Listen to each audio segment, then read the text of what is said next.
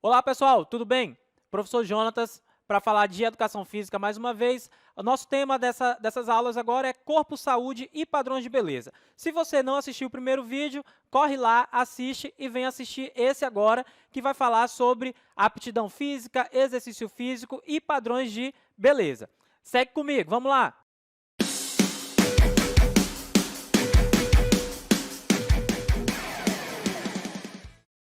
Pessoal, olha só.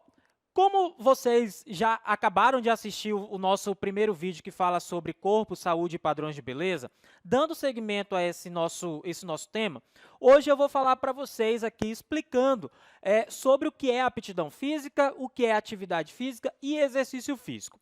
Para falar de aptidão física, eu quero que vocês tenham a compreensão que a aptidão física ela é o total, certo? É quando uma determinada pessoa ela está apta fisicamente a realizar determinada tarefa, determinada gesto motor.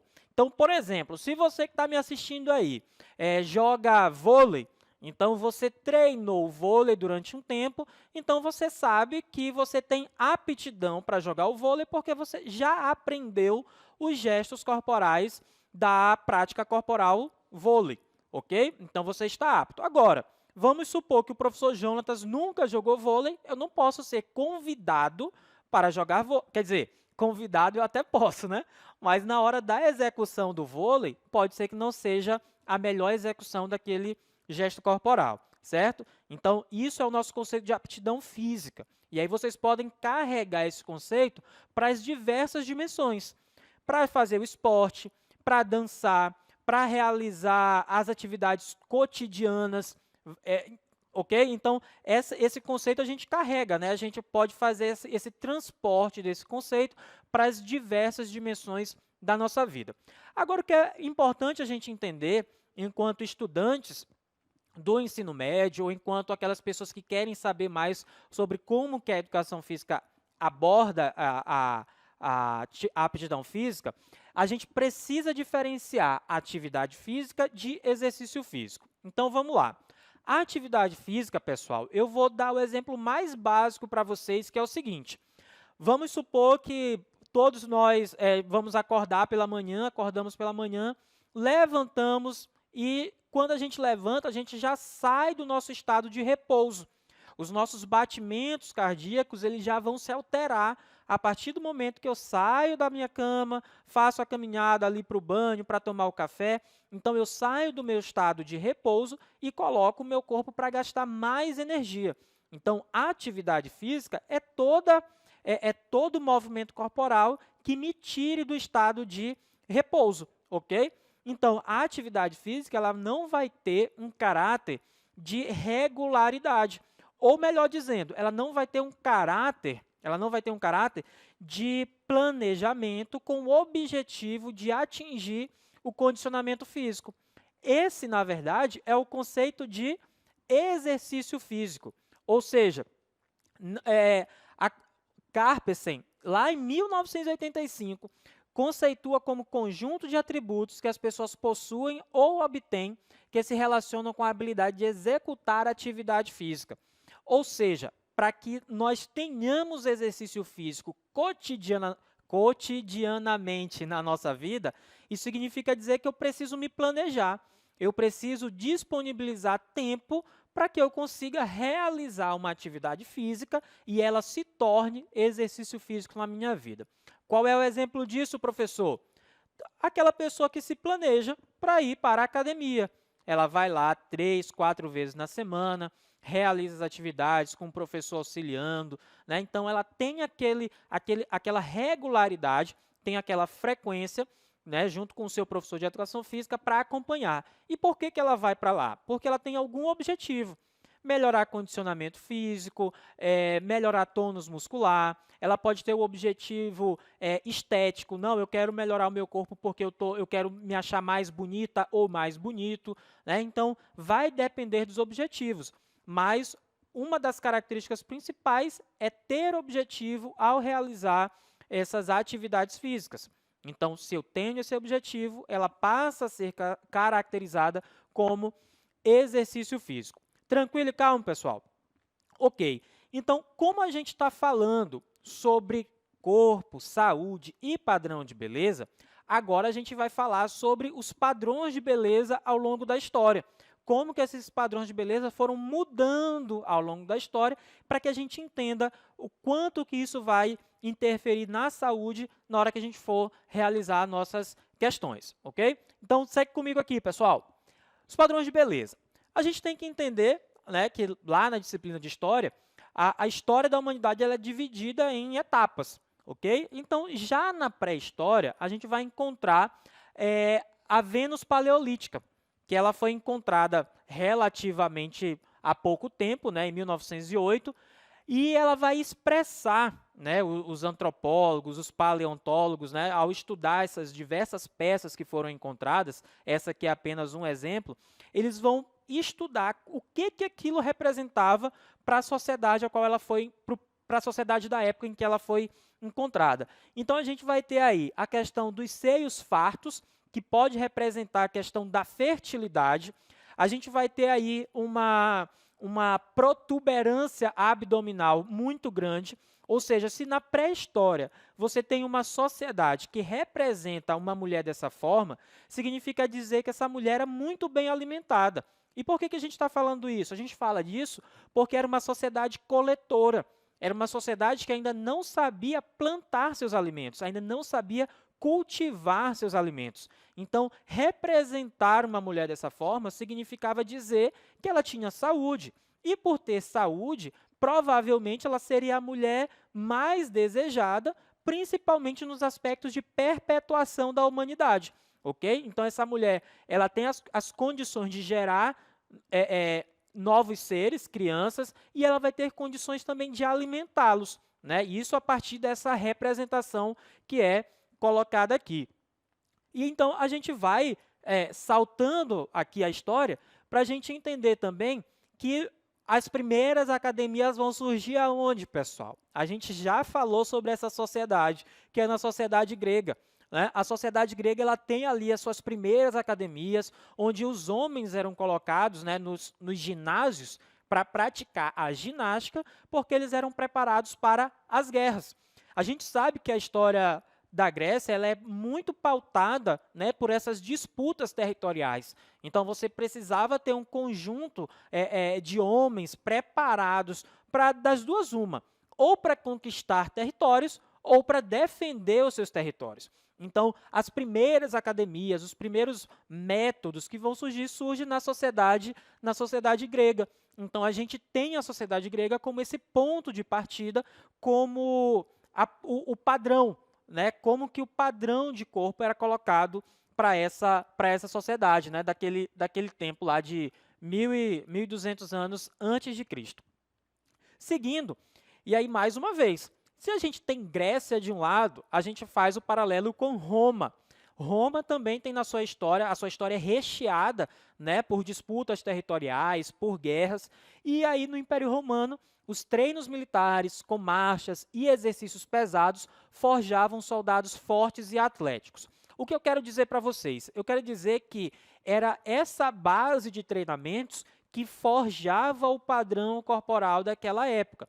Só que esse padrão corporal era muito restrito ao sexo masculino, porque não que não houvesse mulheres que participavam da guerra ou que treinavam também. Hoje em dia a gente não pode traçar isso como absoluto, mas a gente pode dizer que prioritariamente ou em grande parcela das pessoas que treinavam e que iam para a guerra eram homens, ok? Então, esses treinamentos militares acabavam forjando esse padrão de corpo da sociedade, tanto da Grécia como de Roma também.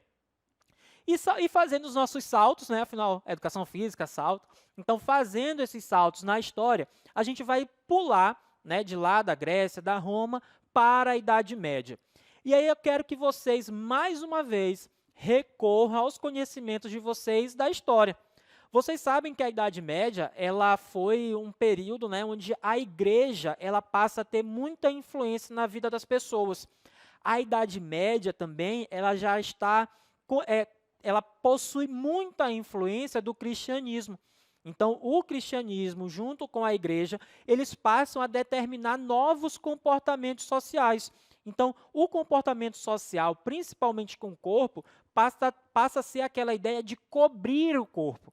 As pessoas precisam cobrir os seus corpos, porque amostrar o corpo, disponibilizar o corpo, é algo vergonhoso, ok? E além de ser vergonhoso, é algo pecaminoso. Então, a gente vai ter lá, sobre a influência da igreja, foram abandonados, inclusive, alguns hábitos de higiene e saúde herdados dos gregos e romanos. Cuidados com o corpo eram considerados pecaminosos. É isso mesmo. Se vocês estudarem mais detidamente o período da Idade Média, os hábitos de higiene nesse período eles eram assim abomináveis. Né? Existiam em algumas sociedades feudais onde eles iriam praticar os hábitos de higiene. O primeiro a tomar banho na casa era o pai.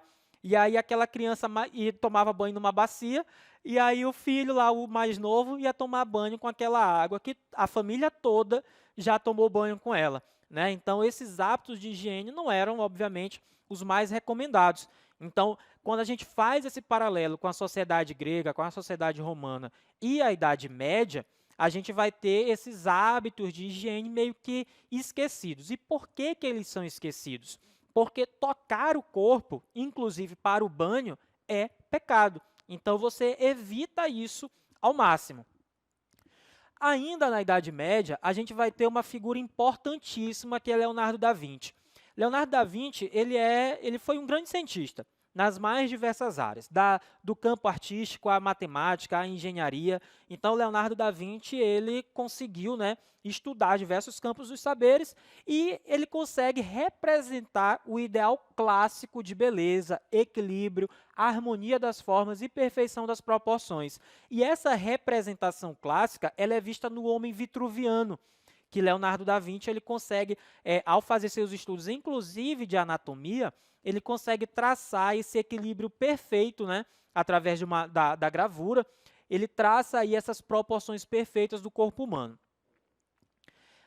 E aí, avançando no nosso tempo, a gente vai ter outros padrões de beleza que vão ser retratados, inclusive, pelo campo artístico, que eu falei para vocês no vídeo anterior. Quem não assistiu, vai lá para conferir isso, tá bom? Que o corpo ele pode ser retratado pela arte.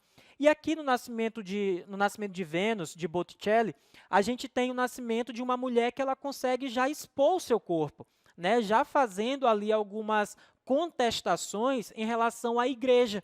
Você tem uma mulher que nasce, né, diante ali dos anjos e tal, e que isso torna ela, mostra as suas curvas, a sua beleza, ainda guardando algum pudor, mas sem necessariamente fazer disso algo extremamente horrendo, certo? Então, o campo artístico passa a retratar esse padrão de corpo e já representando o corpo feminino de uma forma mais que vai se aproximando do que a gente conhece hoje.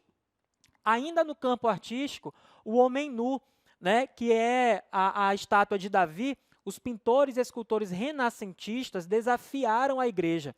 O maior ícone desse resgate é Davi, de Michelangelo, considerado até hoje o modelo de perfeição das formas masculinas. Então, esses artistas que passaram a usar o mármore, né, como seu objeto de trabalho, de representar o seu dom artístico, eles representam esse corpo da melhor forma possível. E o Davi ele é uma peça de 4 metros de altura, que está exposta lá em Roma, e que ainda fascina até hoje pela qualidade, pelo primor com que ele foi realizado. E avançando, né, para o nosso século, olha só, eu sou nascido no século XX, mas a gente já está no século XXI.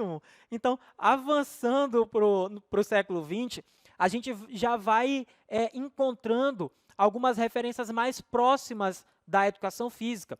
Por exemplo, o prussiano Eugen Sandow, que nasceu em 1867 e faleceu em 1925, enxergou na musculação um filão inexplorado. Bolou alguns dos primeiros equipamentos, criou a primeira competição oficial de fisiculturismo e lançou a primeira revista especializada no gênero, a Physical Culture. O que isso quer dizer para a gente? Isso quer dizer que o cidadão ele passa a criar demandas. Quando ele cria equipamentos, quando ele cria uma competição e ele organiza uma revista, isso significa dizer que mais pessoas vão ter acesso àquele novo padrão de corpo, certo? Então, as pessoas vão ler, vão conhecer, vão se interessar, possivelmente, e vão querer repetir o mesmo processo, para que elas possam se enquadrar, para que elas possam se aproximar daquilo que está sendo feito como novo. Ainda dentro do século XX, em 1920, mais especificamente, na década, surge a expressão sex appeal. A expressão sex appeal, entre os anos de 20 e 30, ela vai tentar explicar a sensualidade no jeito de andar, de falar e de encarar os homens, nos chamados anos loucos. As mulheres, incorporadas ao mercado de trabalho, adotaram um visual andrógeno, com cabelos curtos, seios e quadris disfarçados em vestidos retos. O que significa isso? Significa dizer que as mulheres elas passam a adentrar o mercado de trabalho, mas que elas precisam também não deixar completamente as suas formas corporais à mostra, ok? Então, a partir disso aqui, essa expressão e esse modo de se vestir das mulheres, elas vão sendo também moldadas ao longo do século XX. Ok? Eu espero que até aqui vocês tenham acompanhado esse nosso raciocínio sobre como que o corpo ele se comporta ao longo da história e eu aguardo vocês no próximo vídeo para que a gente possa ter já a resolução das nossas questões, tá bom? Um grande abraço para vocês, tchau, tchau!